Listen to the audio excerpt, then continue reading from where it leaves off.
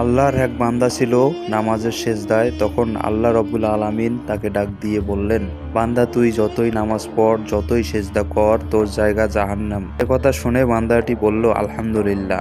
আল্লাহ তখন বলে, এই বান্দা, জাহান্নামের কথা শুনে কেউ আলহামদুলিল্লাহ বলে? বান্দা তখন আল্লাহকে বলে, জাহান্নামের মালিকও তুমি, জান্নাতের মালিকও তুমি। আল্লাহ, তুমি খুশি হয়ে যদি আমাকে জাহান্নামেও দাও, তাও আমি আপত্তি করব না, কেননা আপত্তি করার অধিকার আমার নেই। আল্লাহ তখন বলে, বান্দা, জাহান্নামে গেলে তুই পড়ে যাবি, তোর খুব কষ্ট হবে। বান্দা তখন বলছেন, আল্লাহ, কষ্ট শুধু আমার একা হবে না, তোমারও হবে। আল্লাহ তখন বলছেন, বান্দা, তুই পড়বি জাহান্নামের আগুনে, আমার কষ্ট হবে কেন?